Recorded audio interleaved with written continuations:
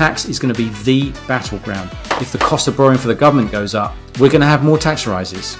And so this is going to be the thing that's going to dominate and dominate and dominate. So I think it's massively important. As a private client lawyer, it annoys me when people just get it so fantastically wrong about the client base that I look after. And I like to put that right. I shouldn't be scared of standing up for my client base. On today's Legally Speaking podcast, I'm delighted to be joined by James Quarmby. James is a partner and head of private wealth at Stephenson Harwood in London. He created the private wealth team in 2014 and since then has grown the team to over 50 lawyers across 6 jurisdictions. Having been described as a fount of all knowledge and legend of the private wealth space by Chambers, James has extensive experience advising on UK and international taxation, pensions, trust, asset protection, and HMRC disputes. He has also featured on BBC Breakfast, BBC News, Sky News, Bloomberg TV, LBC, and Times Radio. So a very big warm welcome, James. Thanks, Rob. Good to see you. Yeah, it's a pleasure to have you on the show. And before we dive into all the great work you've been getting up to, we do have a customary icebreaker question here on the Legally Speaking podcast, which is, on a scale of 1 to 10, 10 being very real, what would you rate the hit series Suits in terms of its reality of the law if you've seen it? Well, I have to admit, I have not seen an entire episode of Suits. I probably watched one bit of one episode and metaphorically threw a brick at the television. So if I could give it a 1. You can give it a 1, and I think you've justified your answer very clearly. And with that, we'll move swiftly on to talk all about. Yeah, we'll talk all about you. So, would you mind telling our listeners a bit about your background and career journey? So, my career journey is perhaps slightly irregular. Most people that I see coming in to the firm have had the traditional trajectory of school, university. Internships and traineeships. I didn't do any of that. Well, I did actually. I did go to school. Let me just get that out of the way. And I did go to. I did go to university in the end. But what happened was that. So my background is I come from a very working class part of Essex, and in a single mother situation. So I needed to earn some money to help pay the household bills. So at 16, I left school. And I went to work for the Commercial Cashiers Department of British Telecom, North London district. There you go. Very glamorous. People do complain about BT and all these huge utilities, but bless their hearts, they saw something in me because I started off opening envelopes. If you can just imagine, these are the days where you paid your bills by sending a cheque and a counterfoil in an envelope to the appropriate... So we would get literally like 12 sacks of mail every morning, and that needed to be opened and reconciled.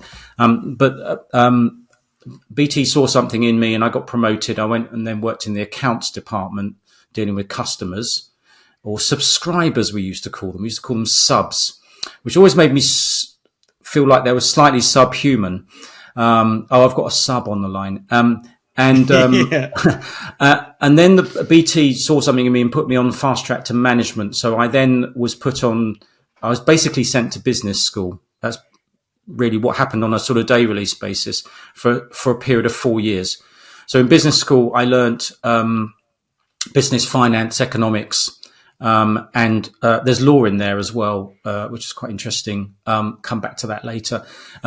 So for those people that follow me on LinkedIn, you'll see that I'm a bit of a tax policy geek. And the reason for that is that I've got economics and finance qualifications. So I do actually understand the underlying economics of tax. And so fast forward, after going through all that, I then left BT when I was 21, and I then went to university to do a law degree. And then when it came time to qualify, because I'm going to skip over my traineeship because the firm I was with I absolutely hated, and I will not even mention their names. When I decided to qualify, a tax job seemed absolutely perfect, because if you've got an economics background, and also I worked in an accounts team, because I eventually became quite a senior manager in BT in the commercial cashiers team, where we had to reconcile like £8 million of income every day. Moving into tax law seemed quite a neat fit. And so it was a bit of an experiment on my part. Am I any good at tax law? Well, you won't know till you try. Now, am I any good at tax law now? I don't know, but I seem to be making a decent living. So someone seems to think I'm. So that, in as quickly as I can give you, is how I got to going into tax. Yeah, absolutely. And, what thank you for being so open about your journey as well, because that's only going to help so many people from all walks of life who are thinking about careers and, what they're getting up to, and showing everything is possible. So maybe let's fast forward then, because you've had a host of accolades throughout your legal career. And as I said in the intro, described as a legend of the private wealth space. So I guess we've got listeners from all sort of walks, those aspiring to get into the law, some sort of already currently practicing the law and elsewhere. So could we start just very simply by explaining what private wealth is, please, for our listeners? Yeah, it's a bit of a trendy name for private client. And I think, I'm not sure at what point this happens, but at some point I'd say probably more the turn of the century, private client was seen as a little bit of a stuffy description for what we do. Because a lot of the outside world and the profession itself saw private client as boring little lawyers scratching away with wills and trusts and probate. And the private client world has become much more internationalized. So private wealth, which then encompasses taxation, because typically private client lawyers were not very good at tax. Your high street private client lawyer didn't need to be, because the only tax they ever really encountered was inheritance tax. And as far as CGT was concerned, the only CGT was, well, actually, there's a tax-free uplift on death, so we don't need to worry about it.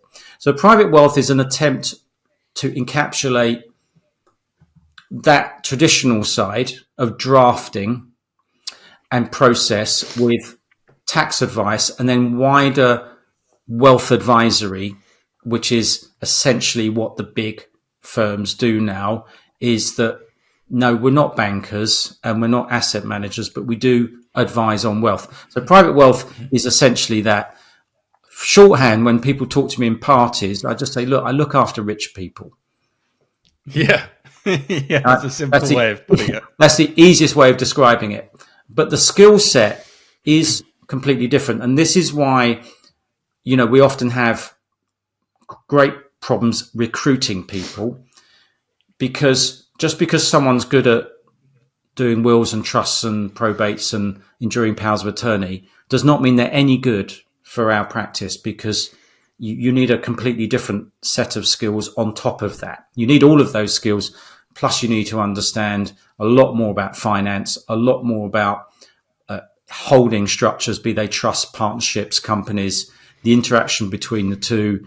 You need a lot of tax knowledge. So it's actually quite hard finding people. It's not boring, but I would say that if you're not very good at it or you're learning, it can be quite stressful. Yeah, and just obviously from only my own legal recruiting business and knowing how certain other firms are structured, and getting that level of experience across the board to what would obviously be required to join a great firm like Stephenson Harwood. I fully appreciate what you're saying. Let's get more into your day-to-day then, because obviously you've risen quickly. A typical day as a partner for you and head of a private wealth practice, what sort of stuff do you get up to? What are some of your responsibilities?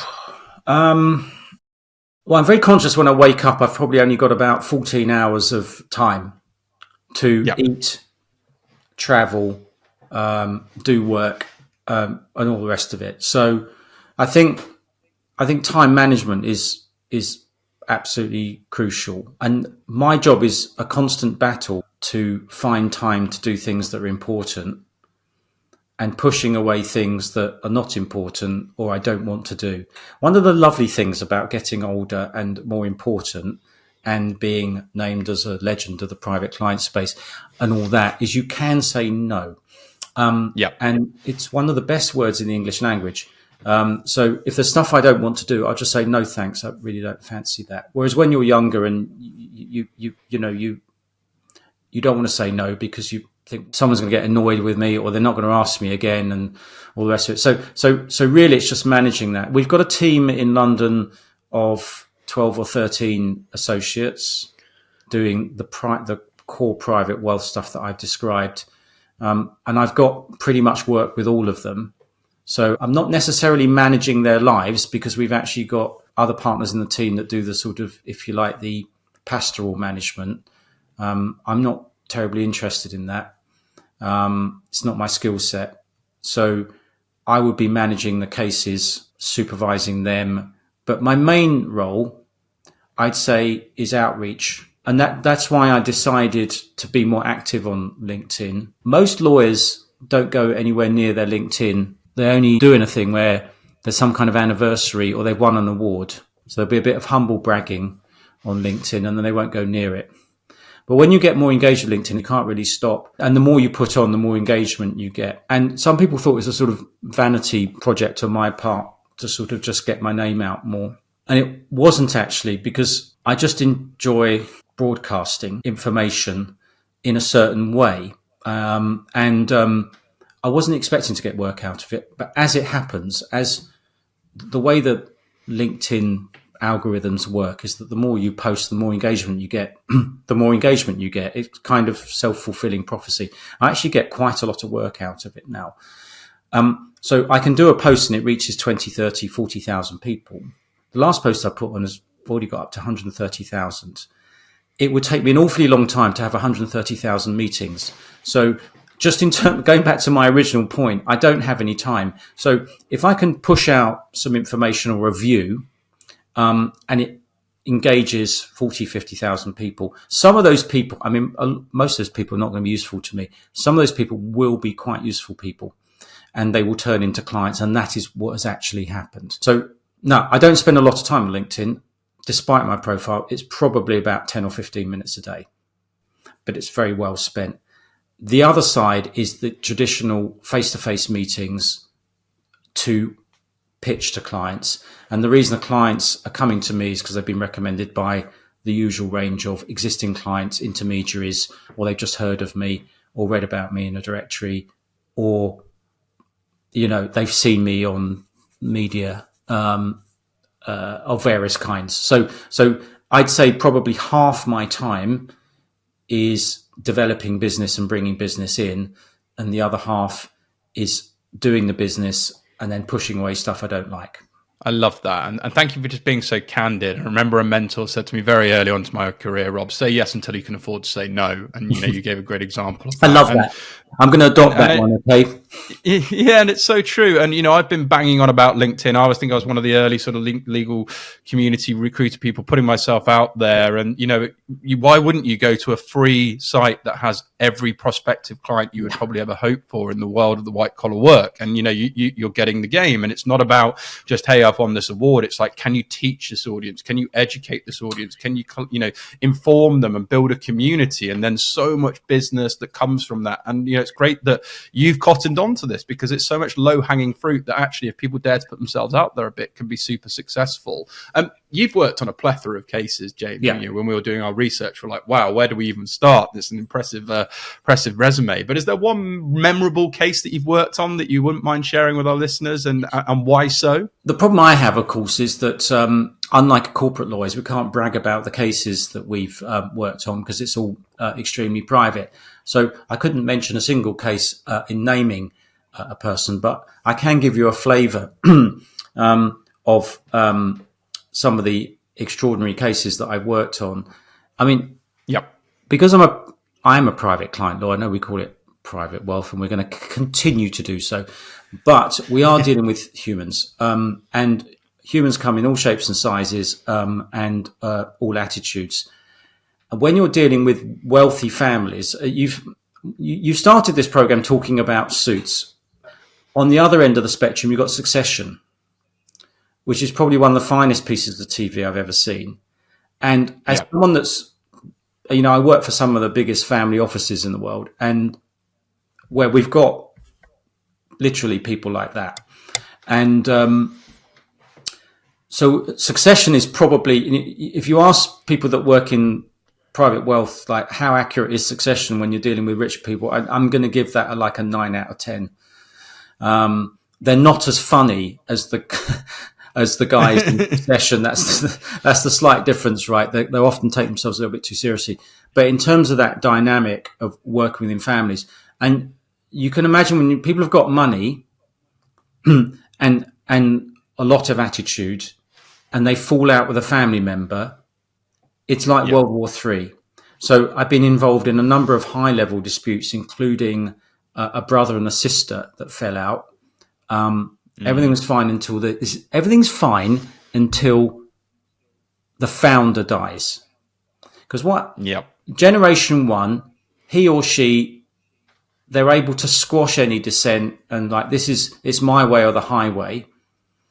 And then when that leading person dies, then everyone scrabbles around for primacy and for assets and everything else. And I've been involved in so many of those where I've had a brother and sister fighting over the family company, and they've been at it for, I don't know, 5 or 6 years and burned through, must be close to 10 million in fees on that. Yeah.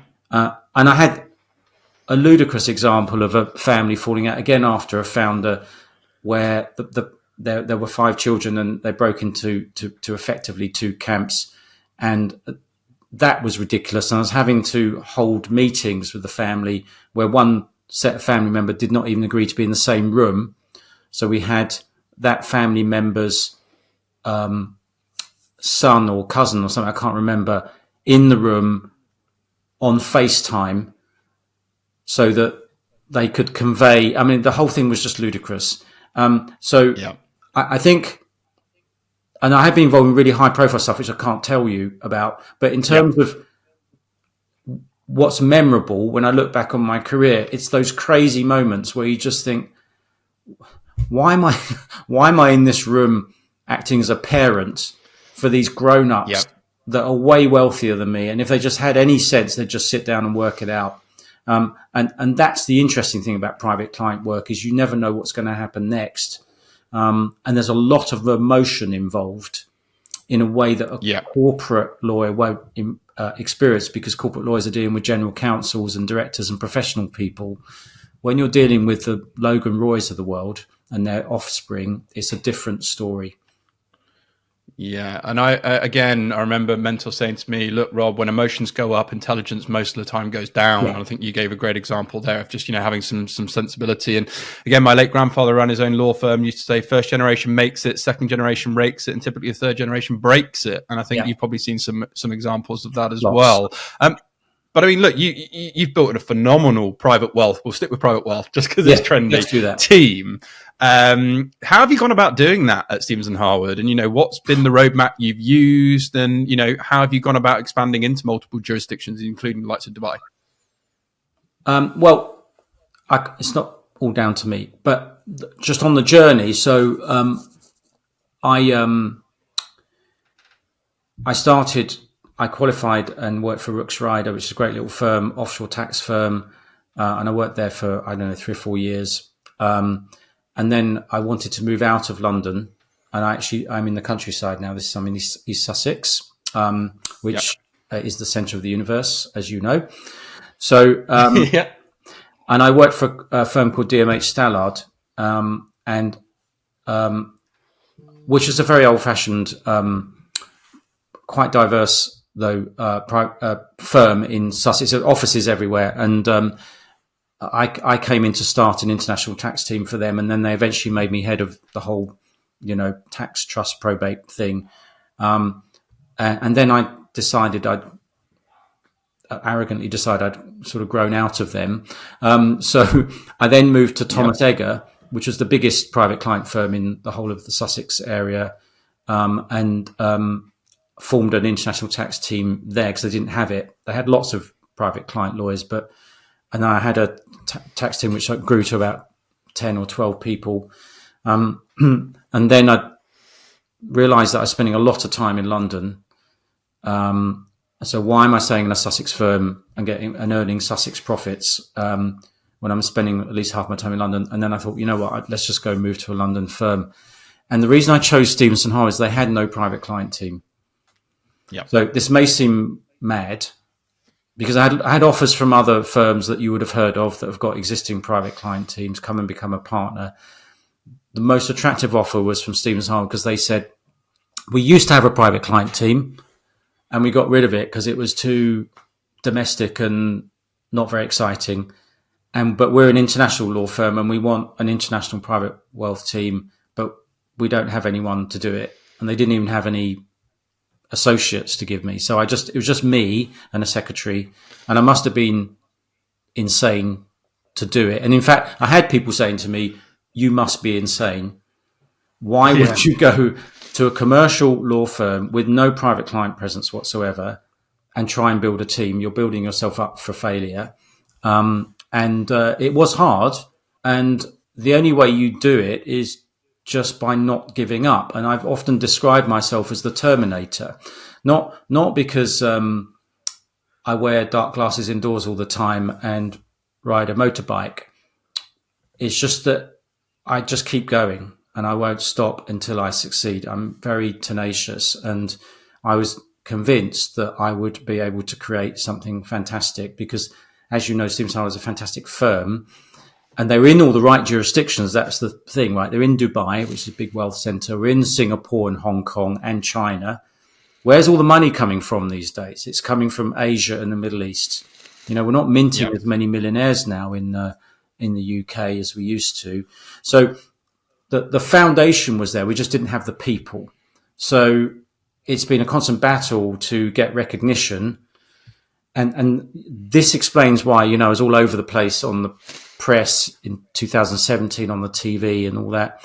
That one way of just drawing attention to yourself is just to wave your arms as much as possible in the most public places. And so it was a very deliberate and cynical strategy on my part that if I just make myself very present on national media, including TV, and the famous interview I had with, it was really the interview I had with John Humphreys basically sent me into sort of PR stratosphere because he decided to take on a lawyer who's actually quite pugnacious.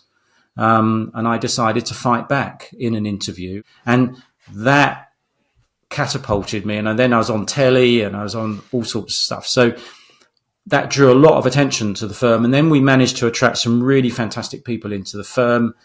And I think the real turning point was that I was able to take some of the people that used to work with me at Thomas Egger into the firm, started to make it bigger. And then we managed to attract really two fantastic lawyers from Morris Turner Gardner, partners on the contentious trust side. That's Helena Berman and Jenny McEwen. So a big shout out for them. They were persuaded to join because we actually had a private client team, albeit the small one run by me. And Jenny's been very helpful in helping me build this out to where we are now, which is, you know, where we are 9 partners and 30 people in London. We've got a partner and 4 people in Dubai. We've got a couple of partners in Hong Kong. I mean, it's gone really well. And everyone loves, funny enough, even in law, everyone loves a newcomer with something to say because, you know, the old school firms that have been doing private client for a while, 100 years, in some cases 200 years, well, we all know they exist. And then suddenly, what's this Stephenson Harwood coming along doing private client work? Let's have a look at them. So you've always got a little bit more attention because you're new and doing something that people aren't used to you doing. So that was my philosophy to building, which is just keep on going. Don't take no for an answer. Don't ever give up. And then eventually you'll get there. And thank God I have, because otherwise I'd look like a big fool. Today's episode is brought to you by Clio, the all-in-one legal practice management software designed to help solicitors like you save time, stay organised and deliver outstanding client experience. Clio is trusted by thousands of legal professionals worldwide, offering a user-friendly interface, seamless time recording, automated billing and secure cloud storage, so you can manage your practice from anywhere. With Clio, you'll get award-winning support available 24/5 by live chat, phone and email. So help is always there when you need it most. It's no wonder Clio consistently receives 5-star ratings for its ease of use and top-notch service. If you're ready to experience a better way to manage your practice, visit clio.com/UK to learn more and see why Clio continues to be the go-to choice for solicitors across the UK. Now back to the show. I talk about this a lot, you know, awareness times attention equals income. And again, you've given that example how you've been able to bring in good people and then through that build a team and very successful. And just by increasing your visibility, you'll increase your credibility. If you put yourself in the right circles and you have those conversations, like you say, you show who you are as well. And you have those kind of interviews where you're prepared to put yourself out there and challenge. And one thing that I say, which again, people get upset at me about, but I strongly believe the best known beats the best. You've got to get out there. You know, the more that people know about you, the more that can see you, the more the opportunities, discussions misconceptions You you're going to won't get have. work by just sitting at your desk. No. And that's what I tell, my associates that want to go up. It's like as tiresome as it is, you need to go to the cocktail parties, you need to go to the networking events, and you need to meet people, because you can't meet people from sitting at your desk. Now, we were forced to do that during lockdown, which was a horrible time, where Yeah. I'd spend the entire day looking at myself on a screen. But now we're back in a normal world. You go out and you network and you meet people and you exchange cards, and then you follow it up. And then if you find an affinity with someone, you will get work. But if you don't do any of that, and you just think you can get work from just being a good lawyer and drafting wills nicely, you're going to be sadly mistaken. You'll reach a ceiling of how much you can earn. If you want to be really successful and you want to run something exciting, then you have to actually make some sacrifices. And that does mean doing things you don't necessarily want to do. Because after all, unless you're a real extrovert, you won't enjoy working a room at a conference. Yeah. I mean, I don't enjoy it, and I don't think anyone does. I do it because it must be done. And when I meet nice people, I do enjoy that aspect of it. But when you first walk in, there's a whole bunch of people holding either a cup of tea or coffee or a glass of champagne, to then have to go up and talk to people and make nice. It is an effort. The message in there is, success, it's hard. We need to be live to that, the hours, things you've invested in to get to where you are. And, and that should inspire people to want to put in the work to get to, the great heights. I want to talk about tax, obviously, an area you're exceptionally knowledgeable in, because there's so much bad information out there and misconceptions around tax. What are some of the common ones you see around, some of the common misconceptions around tax, and why are they so untrue? Just things you hear perhaps at those cocktail parties, or friends of friends, or even within the law or other lawyers. That's a really good question, because I wrote an article for Taxation magazine, which is the top 10 worst stereotypes about tax, because it drives me completely nuts. There's so much misinformation about it. And this is one of the reasons I do what I do in LinkedIn, because I like to puncture these myths. A classic myth is that your billionaire will pay a lower effective rate of tax than his cleaner. So I explored that one and gave a scenario for Taxation magazine just to show how completely rubbish that statement is. I particularly hate cliches. So loophole. Every time I hear that, I'm going to give someone a yellow card, and if they use the word loophole twice, they'll get a red card and sent off. Anyone who says paying their fair share of tax when talking about high-earning people will get the full hairdryer treatment. Because I'm a tax geek and proud of it, I'm the kind of person that will look at the HMRC stats and the stats from the ONS and all the rest of it. And this is why I'm confident of doing quite spicy media interviews, in that I've actually got all the facts. So when people say to me, because I've done all this, like I've had debates on Radio 4 World Service against left-wing economic people works for Oxfam and things like that, saying, well, rich people don't pay their fair share and blah, blah. I say, okay, if that's true, well, how come the top 1% of taxpayers are responsible for 30% of all income tax? How come 5% of all taxpayers are responsible for all of the capital gains tax? I've got all the figures on that. So there's a popular misconception that wealthy people don't pay their way or pay their fair share. And when it comes to non-doms, which is my own speciality, there's a bit of xenophobia added into the anti-wealth prejudice, which is, generally speaking, people in this country think rich people are bloodsuckers and they don't pay their fair share, and they've got such clever lawyers that they hardly pay any tax. Well, newsflash, we're clever, but we're not that clever. We can't make the tax go away. They will have to pay tax. Now, we can make sure they don't pay too much, but ultimately what they do pay is a hell of a lot. I've got clients paying more tax than sometimes whole towns pay. And when you look at the stats, there was that guy, I've forgotten his name actually, but he was actually a non-dom, and he paid £600 million of tax last year. I mean, that's scary. So what I will try and do is correct some of the myths about my own client base. And I get a lot of flack for that, because people will say, well, you're just a right-wing lackey, which, by the way, I'm not. Or you would say that, wouldn't you? Because you're a private wealth lawyer. In other words, I'm so self-interested, I'm not capable of having an accurate and honest opinion about something. and all the rest of it. So I take all of that flack because actually for people that do have an open mind and are willing to listen, that kind of factual information, when I, I wrote something for, I also did something for the Sunday Telegraph, which was kind of a précis of the taxation magazine one, which is like, let's look at some myths about wealthy people. And that's got a huge readership. And there'll be a lot of people that read the Telegraph who will still have those prejudices about wealthy people, and they read that, they might change their minds.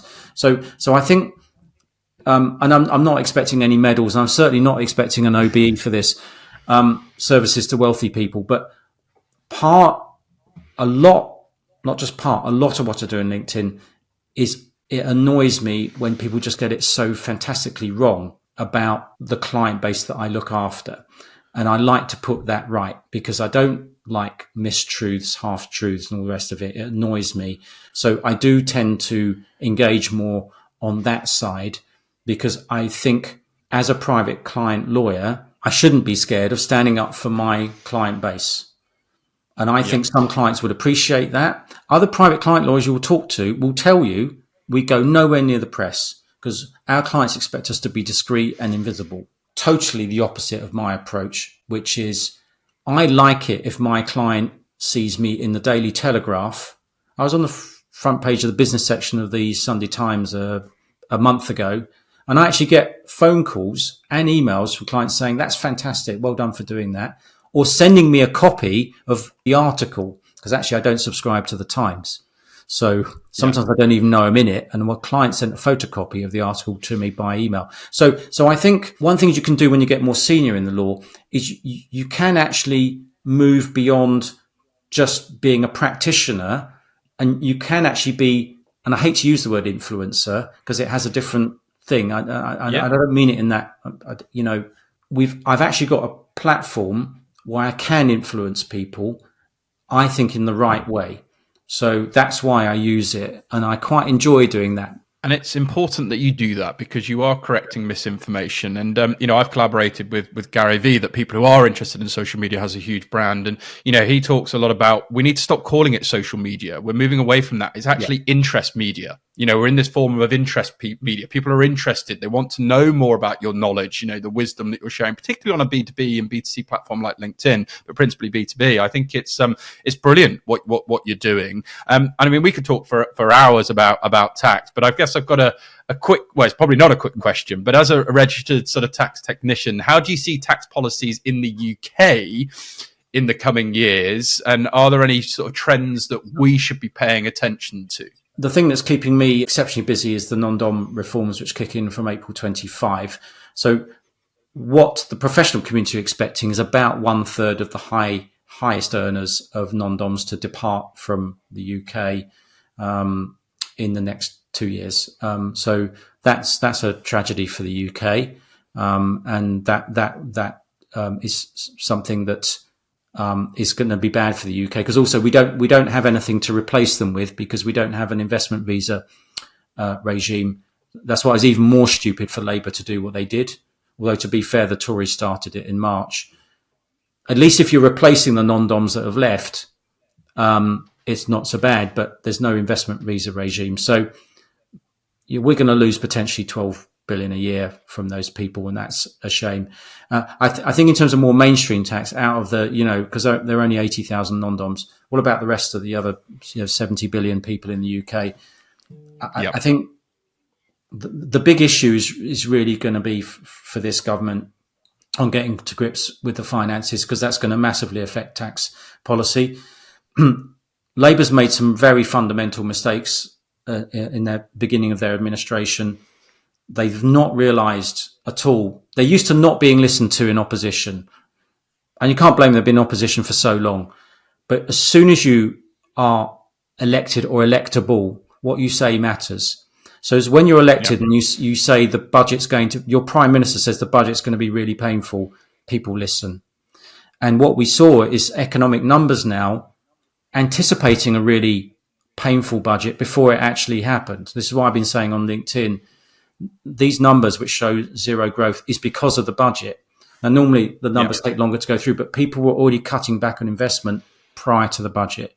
So what's happened now is that because we're not getting the growth we've expected, and because bond yields have gone up, the borrowing costs for the government have gone up, which means she's going to have to raid taxes again because Labour aren't ambitious enough to try and tackle one of the other economic levers, which is productivity within our economy. So I think there's going to be so in terms of tax, there's going to be a lot of it. We've got the highest level of tax since the Second World War. And this is not Labour's fault all, because the Tories got us to the highest point and Labour's going and piled on some more pain, but they need to start rowing back.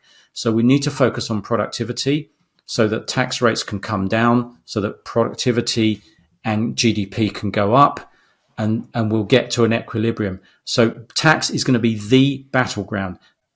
Two things in particular, and there's no going back on the NIC increase because Labour's decided that we need it, and it will bring in 24 billion. But that is going to cut back and will cut back business investment and employment. The farming community are apoplectic over the IHT stuff. And this is going to, right, if I was advising Labour, I'd be saying, what are you doing? At best, what you're doing with IHT is going to bring in about 800 million. And yet, you have punished every single constituency in the UK that's got farming. And you've won over 100 constituencies in farming communities that you've just lost.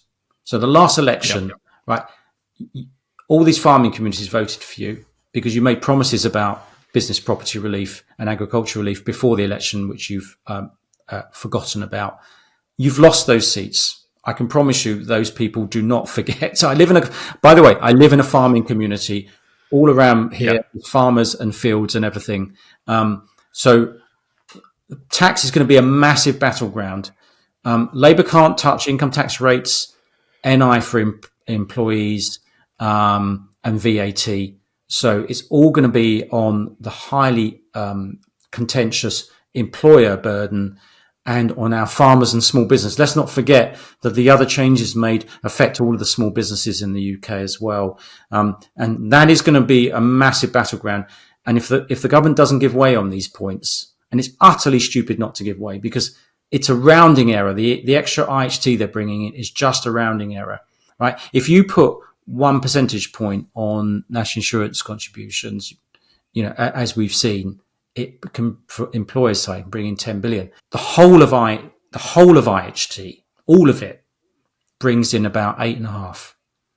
So the bit that they've changed, which has incensed all these business owners, is bringing in a small percentage of that, and it's just very silly. So I think what you're going to find is she's going to have to dip into taxes more because as the cost of borrowing goes up, she has to then. She had headroom. She mentioned headroom in the budget. Well, I've got 30 billion of headroom because of where borrowing was. If the cost of borrowing for the government goes up, that headroom is completely evaporated.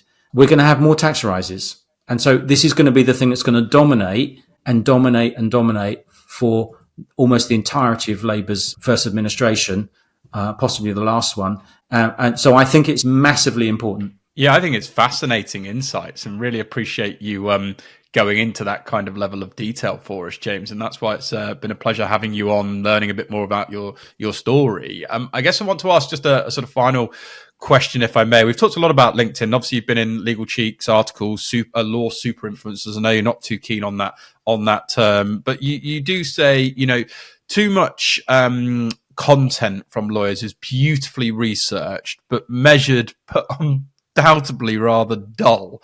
So, you say, let your inner demon out. We may like it. So what other advice would you have for those lawyers that might be sitting in the wings, that are reading your content, that perhaps not brave enough to put their toe in, or perhaps looking to try and get a bit more engagement? What would you say to that? Well, you clearly read one of my LinkedIn posts because which shows it's working. Indeed. So as lawyers, we're told to research things carefully and slowly, write something beautifully measured, get it checked and rechecked, and then finally it gets published or sent out, right? LinkedIn is a completely different beast. In order to get traction, you need to respond quickly. So my first tip is respond quickly. If you're commenting on something which is news, then do it, Yep. really quickly. So during the budget, I was actually posting within about 90 seconds of an announcement being made during the budget. And I posted about 12 things on budget day. So be quick, be authentic, be yourself. Don't try and be something you're not. So don't try and be super measured if you're not a super measured person. If you're hot-headed, just be hot-headed, but just do it in a humorous way. And don't be boring. That's my final thing. Just don't be boring. Don't be frightened of having an opinion.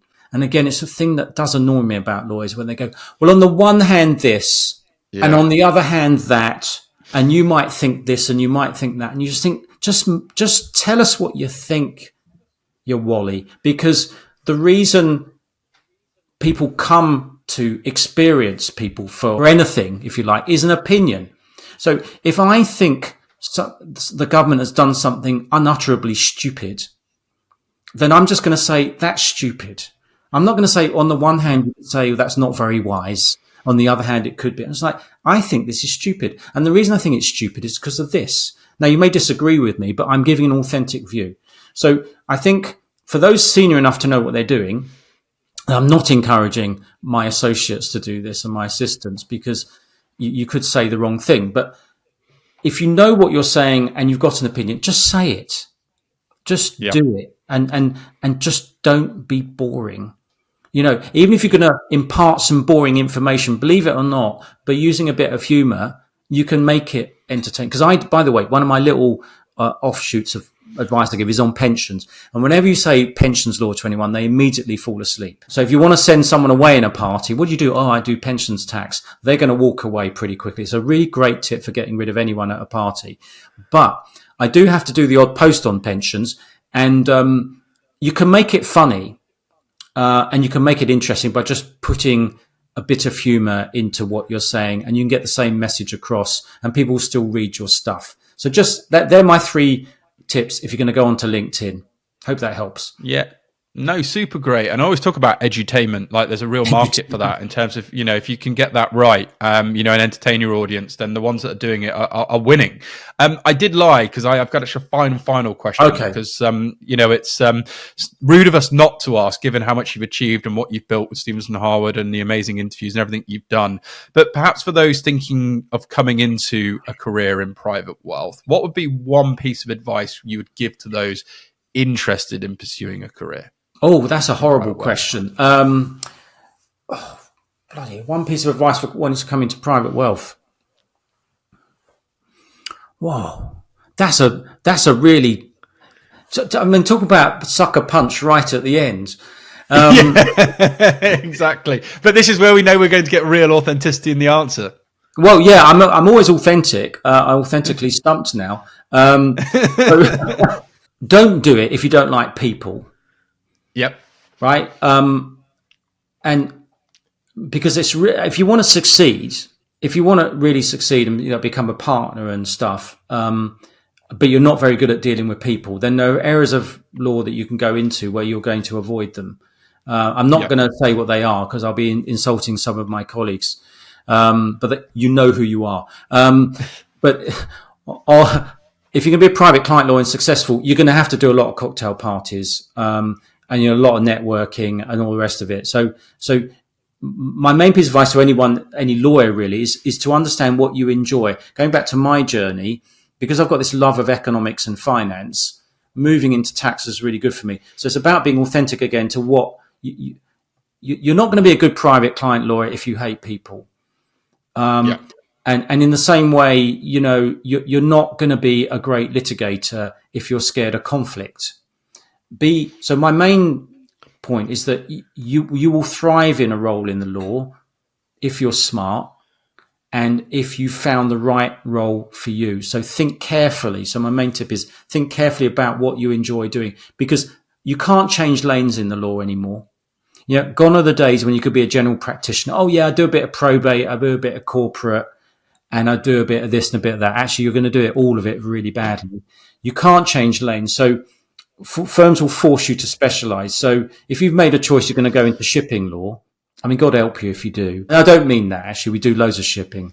But once you've done 2 or 3 years of shipping law, it's really hard to get out of that and do something else. So if you've made the wrong decision at the outset, you're going to regret it at length. So think carefully about what you do, what you enjoy doing, and what you see yourself doing in 20, 30 years, because it's hard to move out of that into something else. Again, putting my legal recruiting hat on, it's things I tell aspiring lawyers, practicing lawyers all the time, and I hate using the word niche. I don't use niche anymore. I hate it. It's a forensic focus. Clients are looking for you to be forensically focused in their lane. Yeah. And that is where you need to own that level of expertise and why they're buying your services. And ultimately, specific is terrific. The more specific you can be within that area of law and really specialize, the more you'll rise to the top as that go-to expert. This has been an absolute masterclass, James. Really enjoyed chatting with you, learning more about your inspiring career journey and the great work you're doing at Stephenson Harwood, and indeed what you're getting up to on LinkedIn.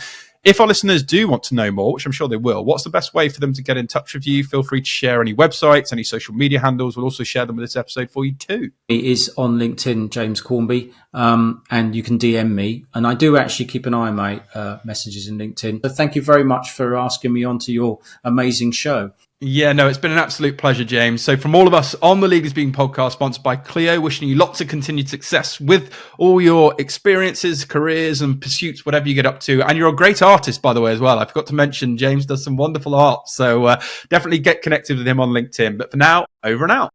Thank you for listening to this week's episode. If you like the content here, why not check out our world-leading content and collaboration hub, the Legally Speaking Club, over on Discord. Go to our website, www.legallyspeakingpodcast.com, for the link to join our community there. Over and out.